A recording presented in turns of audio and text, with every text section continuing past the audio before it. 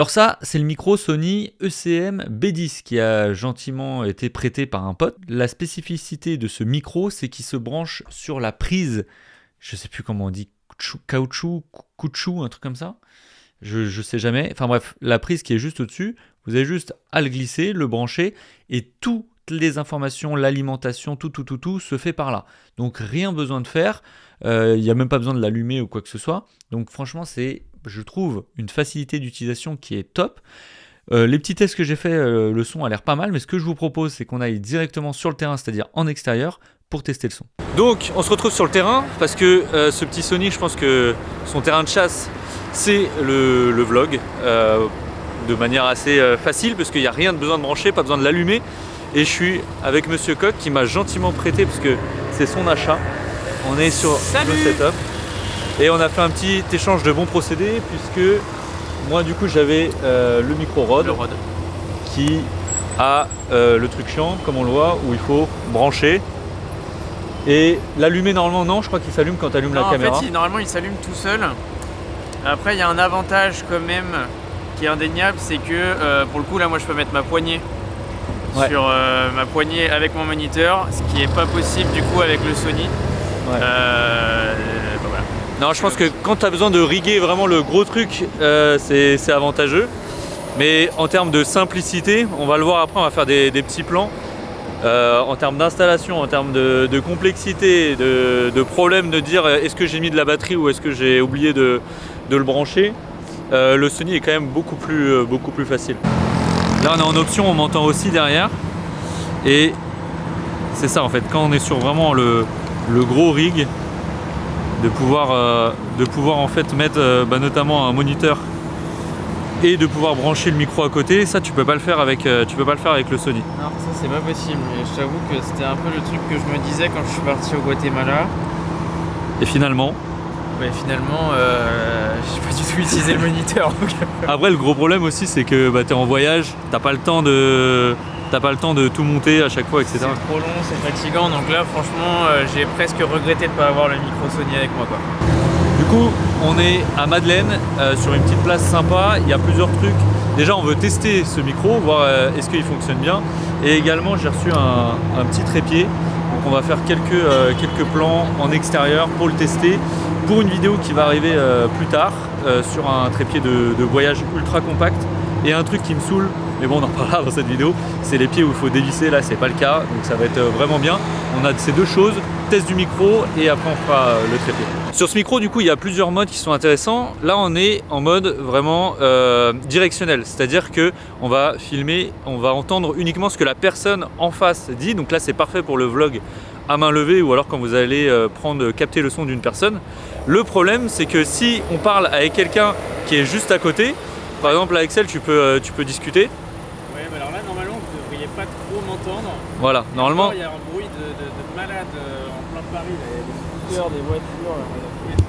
Il y a un bruit à côté, mais on t'entend normalement, mais vraiment enfermé. Alors que là on va switcher et on va passer sur le mode du milieu en fait, qui va être aussi directionnel, mais qui va capter un peu plus ce qui se passe sur le côté. Donc là, si tu parles Axel, normalement on t'entend mieux. Ouais. Est-ce qu'on m'entend bien? Vraiment, je fais des voix de boomer, quoi. Mais tu vois, si tu vas être un petit peu à côté de moi ou de côté, normalement, on t'entend bien, quoi. Et la dernière option, du coup, qui permet de prendre tout ce qui se passe à 360 degrés. Et donc, c'est la position du bas. Et là, vous allez entendre tout. Donc là, même Axel qui est derrière moi. Axel, tu peux me raconter un peu ton dernier voyage? Ouais, j'étais à New York, franchement c'était incroyable. Si vous n'êtes jamais allé là-bas, je vous conseille. C'est cher. C'est très cher. C'est méga cher. Et après, on s'en bat les couilles. C'est méga cher. Mais du coup, tu peux discuter avec quelqu'un qui est devant, derrière la caméra. Ou alors, si toi, tu tiens la cam, en fait, on continue à t'entendre. Et tu peux avoir aussi le son devant, derrière. Tu peux peut-être poser des questions à des invités et avoir leurs réponses. Et les deux personnes vont avoir un son de caméra qui est optimal. Ça peut être intéressant même pour des interviews en soi. Ouais. Comme ça on entend aussi la voix de la personne qui interview et en deuxième micro ça peut être idéal. Ouais, non, ça c'est parfait pour ça. Après il va y avoir quelques petites options qu'on va pouvoir mettre en place, notamment le low cut. Le low cut en fait il te permet de diminuer les basses fréquences Donc là ça va être cool lorsque par exemple tu vas avoir un bruit de moteur, un bruit de climatisation, tu vas avoir des petits bruits de fond qui sont pas agréables et que normalement tu dois nettoyer en post-production, bah là tu as le low cut. Donc pour moi c'est vraiment un des indispensables à utiliser sur ce micro là pour avoir une bonne son, un son clair de la voix. Après c'est pas magique, ça va pas tout enlever et généralement quand même si tu veux un son très clean quand tu es dans un endroit bruyant comme ça, tu vas avoir quand même un peu de travail en post-prod. Là j'en profite parce que ça klaxonne de partout pour vous montrer l'option préférable quand tu es en extérieur. Moi je suis en plein Paris, c'est le bordel.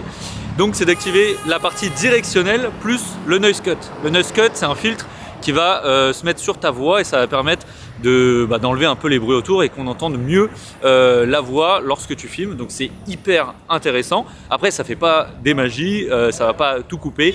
Là en post-prod tu vas avoir plein d'outils, ça va pas tout couper.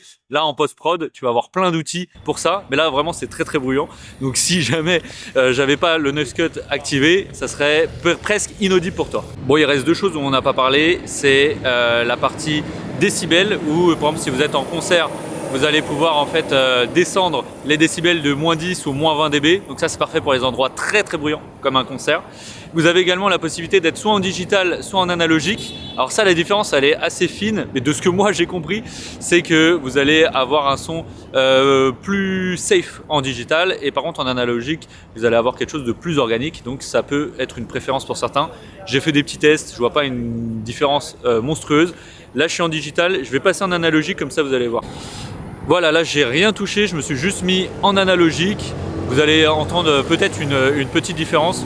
Moi de ce que j'ai compris c'est que c'était plus safe le digital et qu'il y en a qui préféraient l'analogique pour le côté plus organique. Donc dites-moi en commentaire ce que vous préférez, analogique ou digital. C'est la fin de cette vidéo, merci d'avoir regardé jusqu'ici.